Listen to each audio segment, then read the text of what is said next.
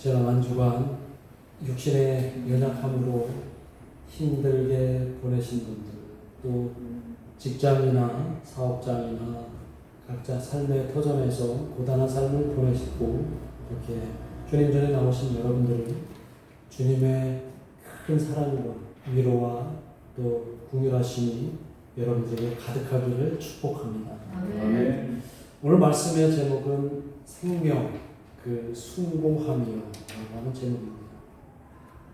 예수님께서 이제 백부장의 믿음을 보시고 그리고 나인 성으로 들어가려고 하시는데 그 나인 성문에서 갑자기 성문이 열리더니 장례 행렬이 막 내오는 거예요. 성문 안에서부터 곡소리가 들려옵니다. 많은 사람들이 죽은 사람을 떠매고 성을 내려옵니다. 그들의 표정은 침통하고 그들의 슬픔이 나인 성을 가득 메웠습니다. 죽음을 들춰온 사람들 사이에 한 슬피 울며 거의 기진맥진에 따르는 여인이 있었습니다. 그 여인은 넋이 나간 것처럼 그렇게 상실감에 젖어서 따릅니다. 제자들이 사람들에게 묻습니다. 도대체 무슨 일입니까? 그랬더니 사람들이 대답합니다. 저 떠내가 가는 죽음의 죽음은 바로 저 불쌍한 과부의 어린 아들인데 갑자기 죽었습니다. 그 어린 아들의 죽음은 이 어머니에게 슬픔이며 절망이었습니다. 오늘은 이렇게 죽음으로 시작을 죽음은 저와 여러분들에게 반갑지 않은 단어이죠. 죽음이라는 단어는 반갑지 않습니다. 이 죽음이라는 단어가 불편합니다. 그래서 우리는 어떤 이유라도 이 죽음만은 피하고 싶어 합니다. 100세 동안 건강하게 사셨던 노인도 죽음이 두렵긴 마찬가지이죠.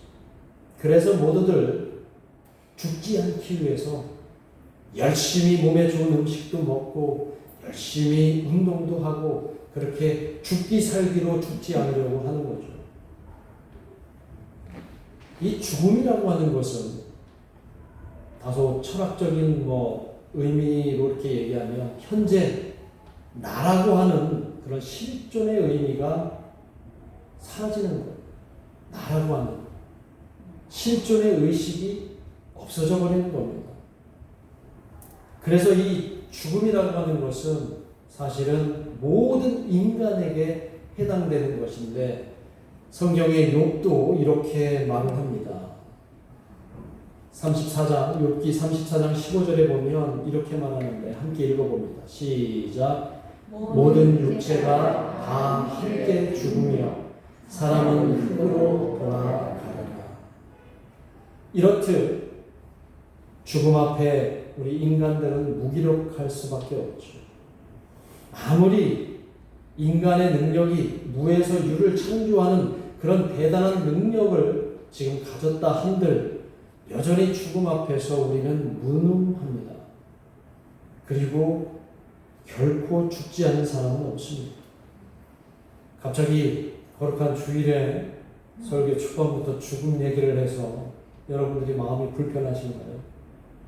그런데 우리는 이 죽음이라고 하는 것 회피할 수 없는 문제이니까요. 이 죽음과 또 생명이라고 하는 이 두 주제는 우리는 영원히 우리가 안고 있는 그런 숙제이니까 오늘 본문에서 바로 이 죽음과 생명에 관해서 예수님께서 우리에게 들려주시는 그 일화가 저와 여러분에게 은혜가 되기를 바랍니다. 한 예화를 한번 들어볼까요? 어느 아주 신령하고 신통한 나이든 사제가 어느 시골 동네를 지나는데 한 여자가 넋을 잃고 슬피 울고 있었습니다. 무슨 일로 우느냐고 묻자 그녀가 대답을 합니다. 나의 기막힌 사정을 좀 들어보시오. 나는 남편과 일찍 사별하고 아들 하나만 바라보고 지금껏 열심히 최선을 다해 살았는데 그 아들이 어젯밤에 그만 죽어버렸어. 난 이제부터 누굴 믿고 살아야 한단 말이에요. 그랬더니 나이 든 신령한 사제가 그 여인에게 이렇게 말합니다. 아이고 참 불쌍하게 됐고요. 그렇다면 내가 그 아들을 살려줄 테니 내가 하라는 방법대로 한번 해보겠소. 그랬더니 죽은 아들을 살려준다는 그 사제의 말에 여자가 갑자기 활기를 띠면서 뭐든지 시키면 뭐라고 내가 꼭 그대로 하겠다고 얘기를 합니다. 그랬더니 이 사제가 그 여인에게 바가지 하나를 줍니다.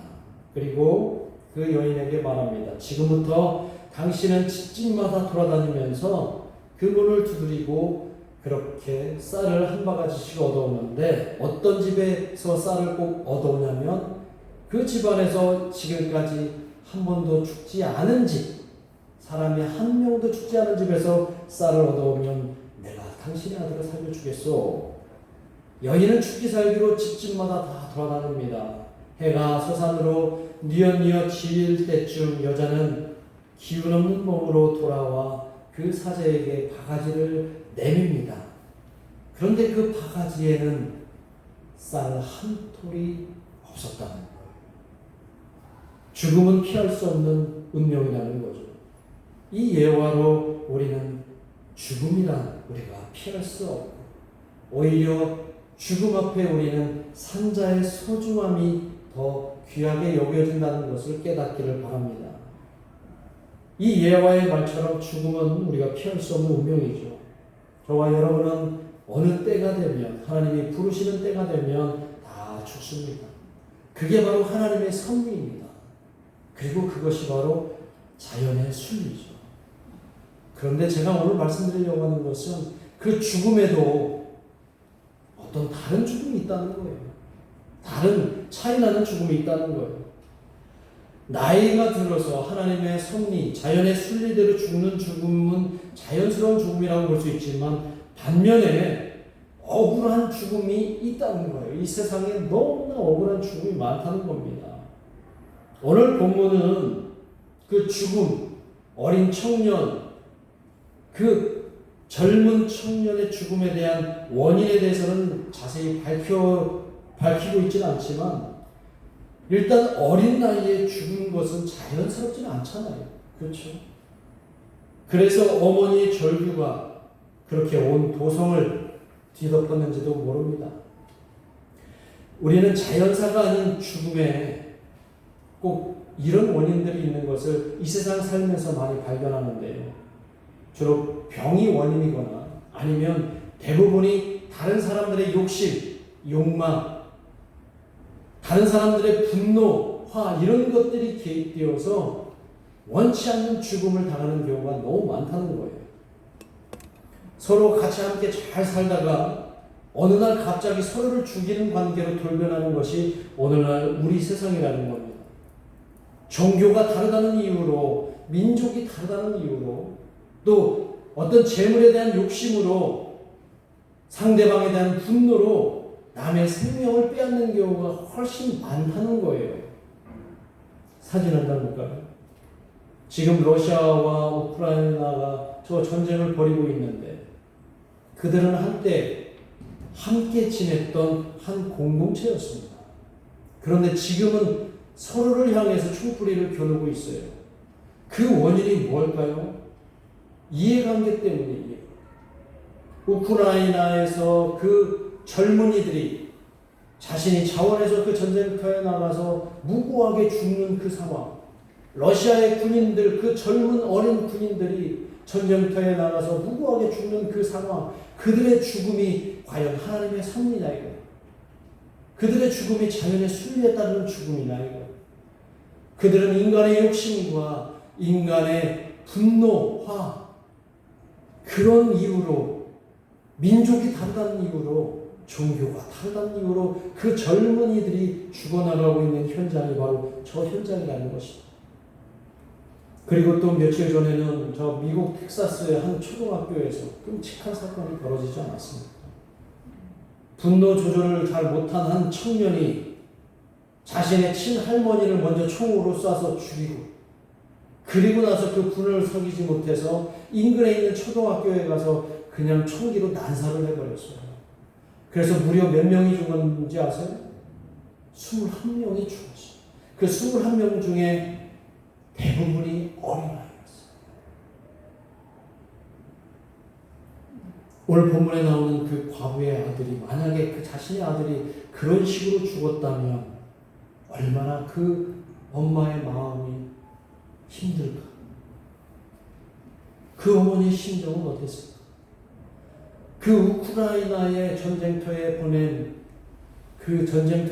군인의 엄마들, 군인의 아버지들, 부모들 그 심정은 죽어가는 그 젊은이들을 보면서 어떤 심정이 있을까? 미국의 그 어린이들이 죽은 그 부모들의 심정은 또 어떨까? 왜 우리 이 세상은 점점 사람의 목숨을 이렇게 가볍게 대할까? 마치 사람 목숨을 파리 목숨 대하듯이 하니 얼마나 씁쓸한가. 하루아침에 자고 나면 뉴스에 그냥 사람이 죽었다는 얘기, 사건, 사고로 죽었다는 얘기들이 얼마나 많이 들려옵니다. 우리 예수님이 분명히 그러셨잖아요. 누가복음 12장 23절에 보면 사람의 목숨보다 더 중요한 것은 없다고 분명히 말씀하세요. 음식보다도 의복보다도 더 중요한 것은 사람의 생명이라고 분명히 말씀하고 계시지 않습니까? 이 말씀은 바로 생명에 대한 존중을 말씀하신 겁니다. 사람의 생명은 누가 주셨습니까? 하나님이 주셨어요. 하나님이 주신 이 생명의 고귀함, 이 존중함을 예수님은 말씀하시는데, 이 세상은 나 살자고, 나 유익하자고 남을 죽이는 세상이고, 내 민족만을 위해서 다른 민족을 죽이는 세상이고, 내 종교만을 위해서 다른 종교를 다 죽이려는 것이고, 내 이념을 위해서 다른 이념들은 다 인정을 못하고 이 땅에서 사라지게 만드는 이 세상, 이거야말로 생명을 경시하는 풍조가 아니겠습니까? 여러분, 사람 세포에 기생하면서 멀쩡한 세포를 죽이는 세포가 있죠. 멀쩡한 세포는 죽여내지만 자기는 끝까지 살아남는 세포가 있어요. 우리 몸에. 그 세포가 무슨 세포입니까? 그래서 이 암세포가 무섭잖아요. 우리를 죽이고 그 세포만이 살려고 하는 거예요. 그러나 마지막에는 그 암세포도 어떻게 돼요? 내가 죽으면 같이 죽게 되는 거죠. 그래서 암에 걸리면 무서운 겁니다. 자기 살자고, 마찬가지로 자기 살자고 멀쩡한 남을 죽이는 존재가 바로 어떤 존재입니까? 암적인 존재라는 거예요. 이 땅에 암적인 존재들이 너무 많습니다. 타인의 생명을 무시하고 함부로 하고 나를 위해서 살아가는 그런 시대. 예수님은 그런 존재들을 향해서 오늘 생명의 숭고함을 알려주시는 것이 오늘 본문의 내용이라는 겁니다. 나인성 앞 죽음 앞에서 예수님께서는 그 젊은 어린 죽음을 향해 나아가십니다. 그리고 그 죽은 아들을 바라보며 피우는 그 과부를 향해 예수님은 바라보며 불쌍히 여기십니다. 이 불쌍히 여긴다는 단어 여러분 기억나시죠? 스플랑크주마이라고 하는 헬라어 단어 기억나실 거예요. 예수님이 불쌍히 여기는 이 스플랑크주마이, 그 과부를 보실 때 예수님의 마음은 창자를 끊어내는 듯한 그 슬픔을 담아서 그 여인의 슬픔을 공감하고 있는 것이 바로 지금 그 상황이라는 거예요. 갑작스럽게 아들을 잃어버린 그 여인을 향해서, 갑작스러운 아들의 죽음에 심히 슬퍼하는 그 어머니를 향해서 예수님은 이렇게 말합니다. 이제 더 이상 울지 말라. 오늘 본문에 울지 말라고 예수님이 그 여인에게 말합니다. 그리고 나서 예수님이 관에 손을 대면서 이렇게 명합니다. 청년아, 내가 내게 말하노니 일어나라. 청년아 내가 네게 말하노니 일어나라. 그 말씀이 끝나자마자 거짓말처럼 그 청년이 관을 열고 일어납니다. 예수님께서는 그 죽은 청년과 마치 살아있는 청년과 대화하듯이 죽은 자를 향해 말씀하시는 그 예수님의 소리가 죽음을 깨트리고 일어나라고 하는 그 명령이었다는 것이죠. 이 청년은 일어나 앉아서 예전처럼 사람들과 대화를 하고 다시 소통이 시작됩니다. 생명이 있는 자들만이 할 수 있는 그 소통의 시간을 이 청년이 지금 보내고 있다는 겁니다. 생명의 숭고함을 깨닫게 되는 놀라운 순간이라는 것이죠. 하나님이 예수님을 통해 그에게 주는 선물, 바로 생명의 숭고함입니다. 이 광경을 지켜본 사람들이 두려워합니다. 죽음에서 생명이 회복되는 것에 놀라며 두려워합니다. 그리고 그들은 외칩니다. 우리 가운데 큰 선지자가 나타나셨다.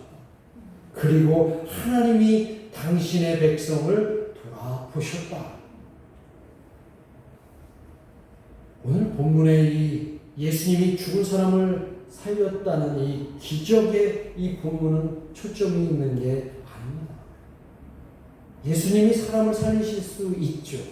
하나님이 사람을 살리실 수 있죠. 그러나 오늘 이 본문은 죽은 사람을 살렸다라고 하는 그 기적의 초점이 있는 게 아니라 이 본문을 통해 예수님을 통해 생명의 숭고함을 우리에게 알려주시는 내용입니다.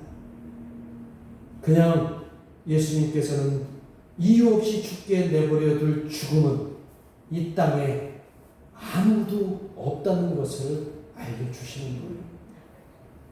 이 세상은 이 청년처럼 갑자기 죽음을 맞이하는 경우가 너무 많다는 거예요. 특히 하나님 섭리에 맞지 않고 자연의 순리에도 맞지 않는 죽음이 너무 많다는 거예요. 그런데 그것이 마치 당연한 듯이 우리는 그렇게 여기며 어제도 사람이 죽었구나. 우크라이나 땅에서 사람들이 많이 죽었구나. 저 미국에서 총기 난사 사건이 있어서 애들이 많이 죽었구나. 그냥 듣고 깜짝 놀래고 잊어버리는 그런 시대를 우리가 살고 있다. 나만 안 죽으면 되니까. 나만 살면 된다는 식의 그런 생명을 경시하는 풍조가 이 땅에 너무 크게 자리하고 있다는 겁니다. 아마 예수님은 지금 우크라이나 땅에서 죽어가는 수많은 청년들의 죽음에 비통해 하실 것 같습니다. 그리고 그들의 어머니의 슬픔에 예수님은 함께 공감하고 계실 것 같습니다. 또 미국 텍사스 초등학교의 총기 사건으로 죽은 이들을 보시면서 예수님은 비통해 하실 것 같습니다. 그리고 그들의 어머니의 슬픔에 예수님 또한 공감하실 것 같습니다. 예수님은 그런 분이시니까 하나님의 긍휼하심이 그들에게 임하기를 간절히 기도합니다. 이제 말씀을 맺겠습니다. 기독교의 생명 윤리는 간단합니다. 이거예요. 뭘까요? 같이 한번 읽어봅니다. 시작. 살아있는 존재에 대한 사랑. 살아있는 존재에 대한 사랑. 이것이 바로 기독교 윤리의 핵심. 살아있는 자들을 사랑하는 겁니다. 이런 마음들이 모여 있다면 그곳이 바로 하나님의 나라입니다. 죽음보다 생명을 존중하고 숭고하게 여기는 바로 그곳이 하나님이 원하시는 하나님의 나라입니다. 우리는 어차피 죽음을 만나게 될 겁니다. 저도 만나게 되고 여러분들이 다 만나게 될 겁니다. 죽음을 만나는 그때까지 우리는 생명을 소중히 여기는 그런 예수님의 사랑하는 제자들에게 되기를 간절히 축원합니다. 우리에게 허락된 시간 동안 모두의 생명을 존중하는 그런 세상이 될 수 있도록 저와 여러분이 함께 노력하는 우리 교회와 우리 이 땅에 있는 모든 교회가 되기를 주님의 이름으로 소망합니다. 기도하겠습니다. 이 시간 우리 함께 기도하기 원합니다. 오늘 우리에게 말씀을 주시면서 죽음 두렵죠. 그러나 우리는 믿는 자들입니다. 그래서 이 땅에서의 죽음은 두렵지만 저 세상에서의 또 다른 영생은 우리에게 소망입니다. 그러나 우리가 이 땅에 사는 동안에 생명을 함부로 할 수 없다는 그 사실을 꼭 기억했으면 좋겠습니다. 나 살자고 남 죽이는 그런 어리석은 모습들을 우리가 이제는 버려야 되고, 이 땅에 죽어가는, 억울하게 죽어가는 수많은 영혼들, 수많은 생명들, 그들을 위해서 함께 하나님께 기도하는 저 여러분이 됐으면 좋겠습니다. 이번을 놓고 이 땅에서 여전히 하나님의 섭리와 상관없이 죽어가는 억울한 죽음 그 주인공들, 그들의 가족들, 부모들을 위해서 이 시간 우리 함께 하나님의 자비와 긍휼이 그들에게 임하게 달라고 기도하겠습니다.